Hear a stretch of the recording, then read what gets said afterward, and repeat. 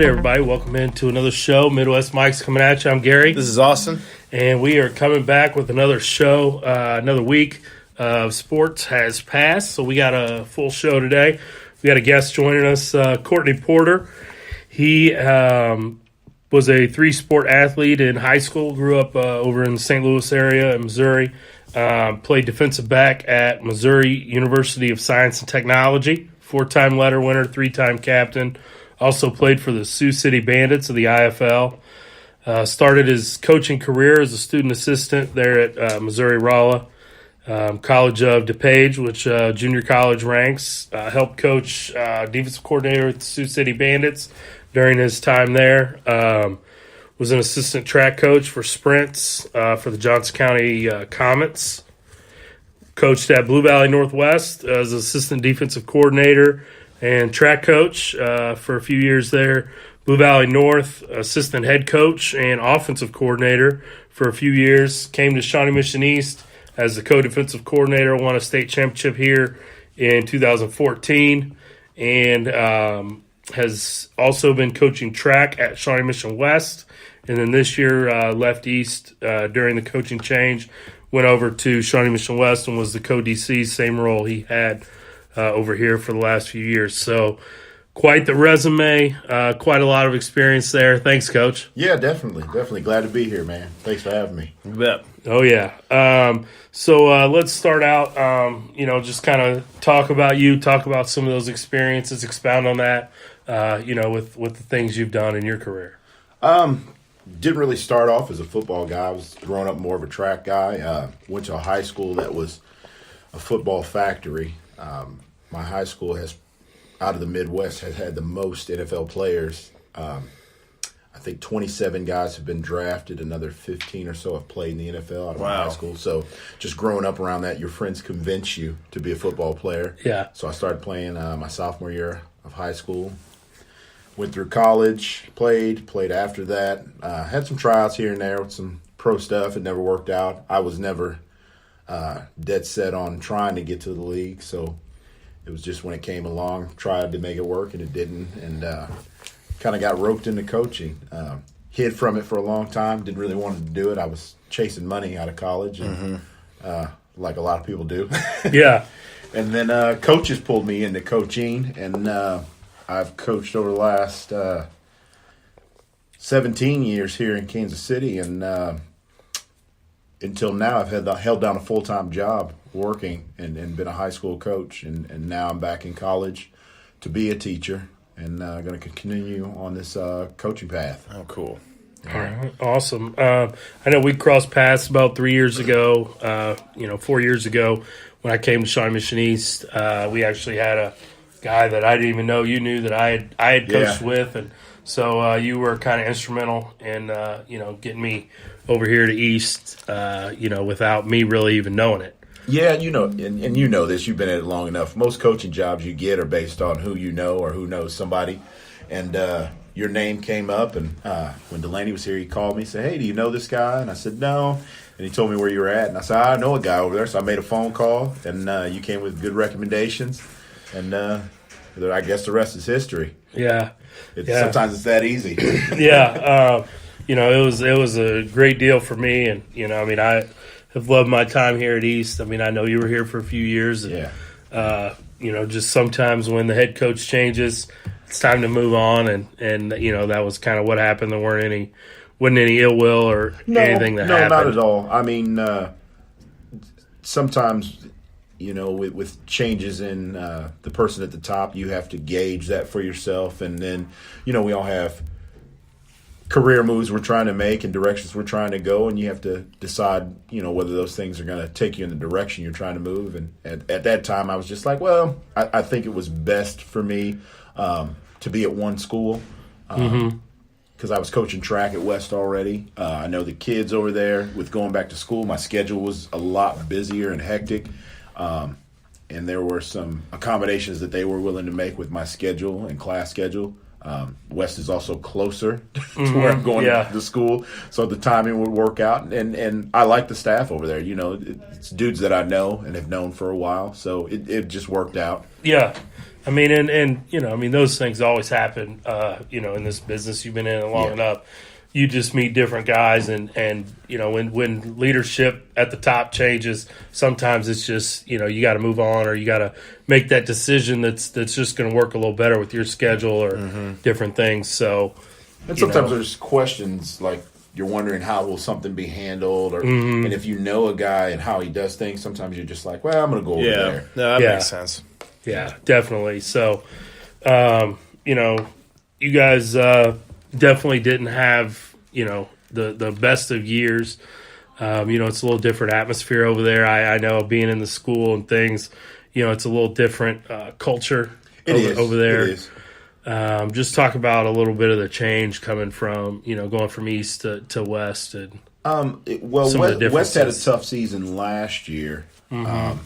And they were dealing with a lot of young players having to be on the field, and going through some leadership issues, which, you know, being the track coach over there, we dealt with a lot of the same things, you know, and trying to fix some of those. And then last year, or this past season, it was, I wouldn't say more of the same, but a growing period. You can see that the progression, the kids are getting better, they're accepting some of those roles, but, you know, there has to be it's difficult when young people are still at the helm of things and they don't know how to step into those roles. So we were still dealing with a lot of that this year.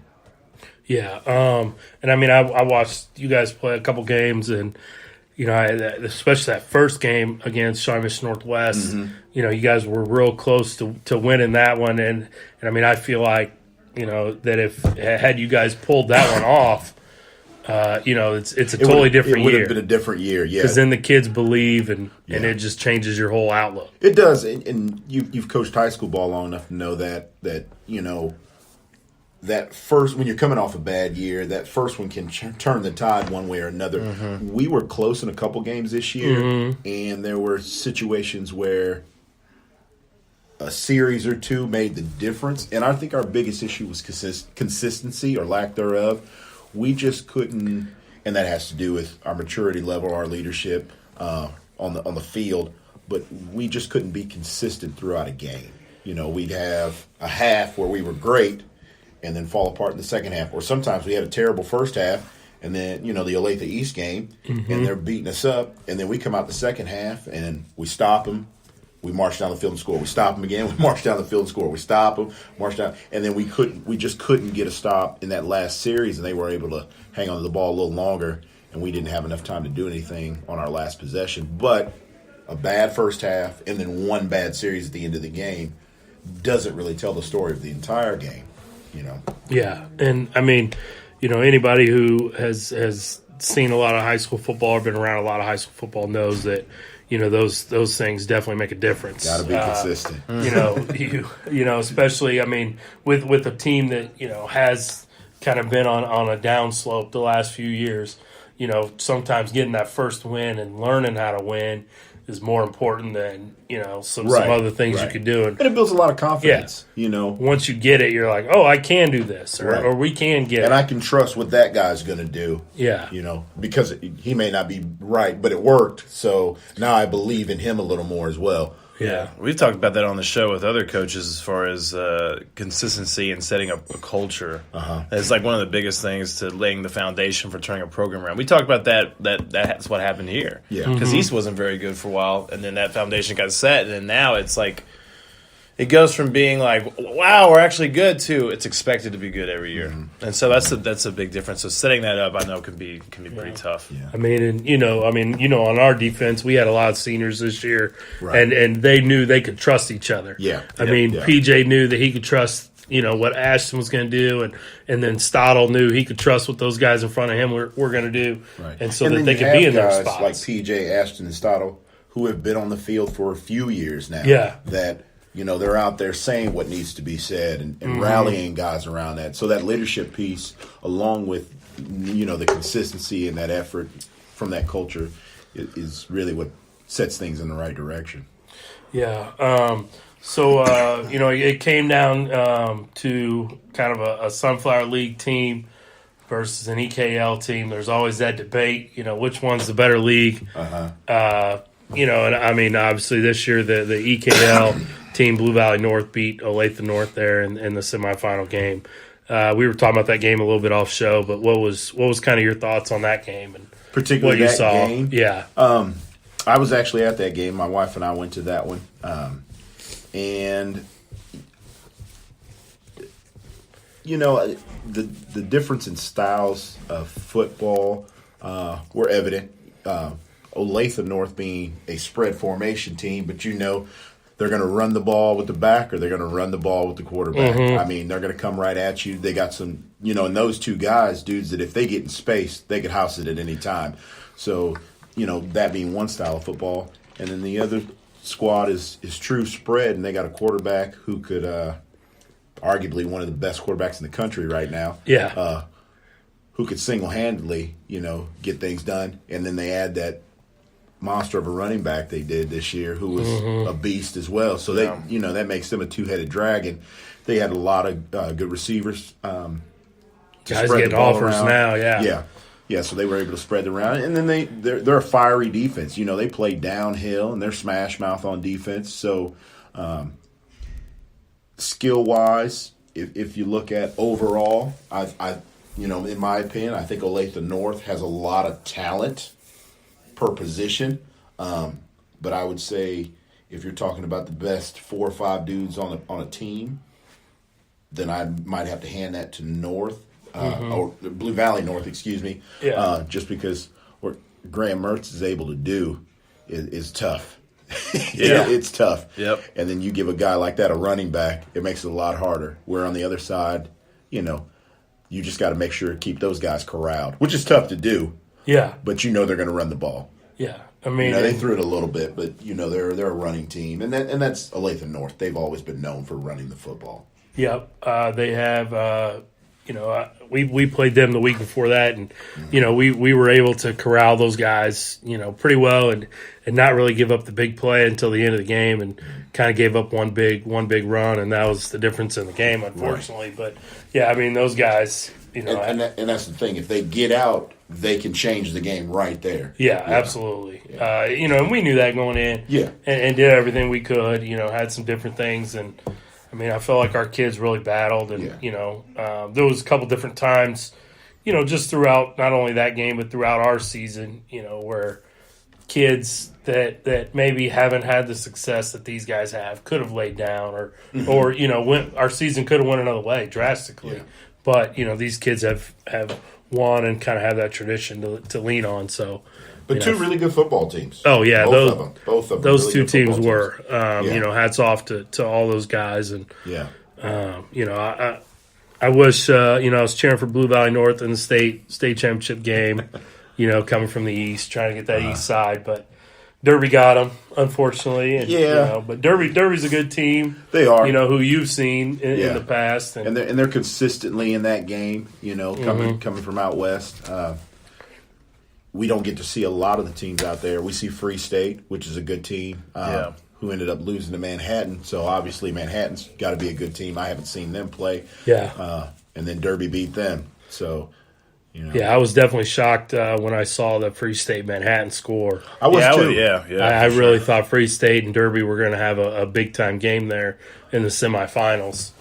Because Garber, I mean, that receiver for Free State, Garber, I mean, that kid, he's going D1. He's the real deal. The receiver, I mean, they got the left tackle, the quarterback, who I think he's a sophomore this year. That kid, he's a monster already. The running back.